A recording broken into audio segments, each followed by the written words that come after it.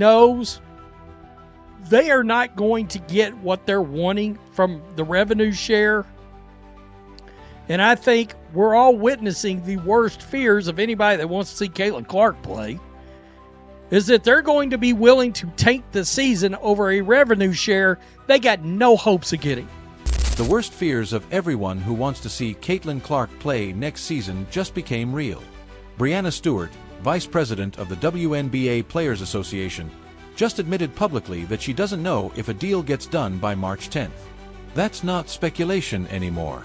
That's coming from someone at the negotiating table. And the clock is ticking. Nothing's happening there. They're getting no closer. And, you know, the math is the math. The economics is the economics. There used to be a show back in the day on ESPN called Numbers Don't Lie. Long time ago, back when ESPN was still decent. And I'm sure the WNBA/NBA owners are sitting back going, the numbers don't lie. Here's the fundamental problem. The Players Union is demanding 26% revenue sharing based on gross revenue. The league is offering a shared basketball income model instead, which means negotiating what money goes into the pot before it's split. Those aren't just different numbers. Those are completely different frameworks. And according to Stewart, every time they get to that conversation, both sides are never on the same page. Never. We all know March 10th is the drop-dead date, right? So the season won't get delayed. Although, I mean, I do wonder if they couldn't figure out how to get it in if it's 10 days after that or whatever. Nonetheless, that's where they want to have the framework done. We also don't know, are they going to be willing to push the season? This is something we haven't heard. I'd love to know. Think about what the league already said publicly. They called the players' original 30% demand something that would cause, quote, hundreds of millions of dollars of losses for our teams. The players dropped from 30 to 27.5. Now they're at 26. But here's the thing. When you're still 11 percentage points apart with less than 3 weeks until the deadline, that's not progress. That's two sides talking past each other. And the league hasn't budged at all. Not once. They've held firm on their position since negotiations started because from their perspective, the players aren't even in the ballpark of what's financially viable. Breanna Stewart, the WNBA superstar who plays for the Liberty, serves as the vice president of the WNBPA, knows both sides want the season to happen. But she's not sure a deal will be done by the proposed deadline. And you know, it was just about 10 days ago that she was talking pretty optimistically.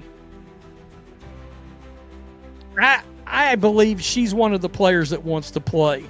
Now, let's talk about what's happening inside the Players Union itself. Word is there's a split among the 7 committee members. Some players understand the revenue sharing demand isn't realistic. They're ready to sign. Others are holding firm, convinced they can force the league's hand. And that internal division is why Stewart went from sounding optimistic 10 days ago to now saying she literally doesn't know if this gets done. Listen to how she phrased it to Fox News Digital. After a long, thoughtful pause, she said, "I don't know." Then explained that part of her wants to say yes, but negotiations have been really slow. She said there needs to be serious movement within the next week. That's not confidence. That's someone watching her colleagues dig in while the deadline approaches. I don't know. Well, they can literally send a proposal back to each other every single day. But until that revenue sharing number has a 1 in front of it instead of a 2 of any sort, it's not going to happen. And I tend to lean towards the fact that they're going to have to get to around, I don't think the league's going to go over 17. I just don't. And I wonder, are they even willing to get there? The numbers either work or they don't, folks. The league's latest proposal included real improvements. Paid housing for all players starting next season, better travel accommodations, increased salaries across the board. Those are significant quality of life upgrades that players have been asking for, But none of it matters if they can't agree on the revenue-sharing model. And here's what makes this particularly frustrating. The 2026 season is positioned to be historic. A record-breaking TV deal finally kicks in. Portland and Toronto join as expansion teams. Free agency is about to see players getting more money than ever before in WNBA history. All of that momentum, all of that growth could get derailed because both sides can't find common ground on one issue. And that's the revenue sharing model. Stewart didn't go into specific dollar amounts. She did say why both sides don't see eye to eye right now about how the revenue sharing is being negotiated. The PA is asking for gross in the league. The WNBA is asking to deal in a SBI, which is a shared basketball income where you negotiate how much money goes into a pot, and that's how the money it's shared to the players. That's March 10th is the drop-dead date to avoid delaying the season. But there's a complicating factor nobody's talking about publicly yet. FIA has international tournaments scheduled for September. The WNBA already has to pause for those. So, if negotiations push past March 10th and the season gets delayed, how does that work logistically? Do they slide the entire schedule back and run into December? Do they shorten the season because the league needs a full season? Sponsors expect it. The new TV deal is structured around it. Fans who just discovered the WNBA because of Caitlin Clark expect it. You can't deliver half a season and call it growth. actually asked for 30%, but the league said the model would cause, quote, hundreds of millions of dollars of losses for our teams. So while the players like Stewart are standing in the ground, Liberty Star also knows the clock is getting much closer to midnight.